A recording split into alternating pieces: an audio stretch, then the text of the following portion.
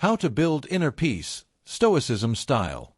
What if I told you that a group of men in togas, living over 2,000 years ago, might just have the answer to that elusive thing you've been chasing your whole life, inner peace? No scented candles. No Himalayan yoga retreats. Just ancient wisdom, dusty scrolls, and a surprisingly modern mindset. Now, let's be honest, life after 40 comes with its own unique brand of chaos. Your back makes noises it didn't before. Your phone has more notifications than real conversations. And in between juggling work, family, health checkups, and wondering when sleeping wrong became a legitimate injury, you've probably thought, when do I actually feel calm? Here's the truth. Inner peace isn't about silence or perfection.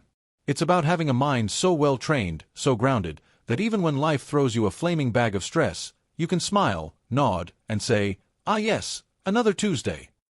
And that's where Stoicism comes in. Stoicism isn't about being emotionless. It's about not being owned by your emotions. The Stoics weren't calm because life was easy. They were calm because they prepared for life's storms. They trained their minds to weather anything. So how can you do the same? Let's dive into 5 powerful Stoic tools that can help you build lasting inner peace. 1. Control the controllables. Marcus Aurelius, yes, the Roman emperor, not the name of your local accountant, once said, "You have power over your mind, not outside events." Realize this, and you will find strength. Think about how much of your stress is rooted in things you can't control. Other people's opinions, traffic, the stock market, your dog barking during Zoom calls. What if you just let that go?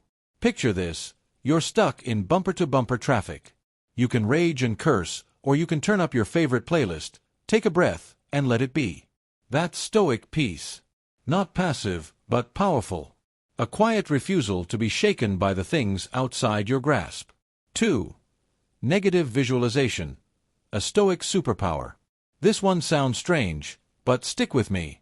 The Stoics practiced something called premeditatio malorum, which means imagining worst-case scenarios in advance. Why?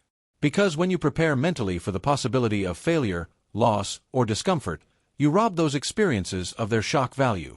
What if the project tanks? What if the vacation gets cancelled? What if the furnace breaks in February? If you've already pictured it and accepted it, it can't ruin you.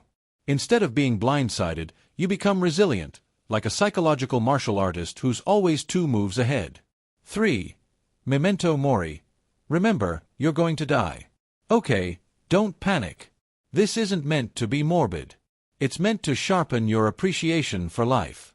Seneca, one of the Stoic greats, wrote, "Let us prepare our minds as if we'd come to the very end of life." When you remember that your time is finite, you start spending it more wisely. You stop obsessing over things that won't matter in 5 days, let alone 5 years. You start saying no to nonsense and yes to what truly matters. You hug your kids tighter. You call your old friend. You look up from your phone. It's not about fearing death. It's about valuing life more, especially after 40, when you start seeing just how fast the clock can tick. 4. Voluntary discomfort. Train for life storms. The Stoics deliberately exposed themselves to discomfort. Cold baths. Walking barefoot. Skipping a meal. No, they weren't masochists. They were practicing.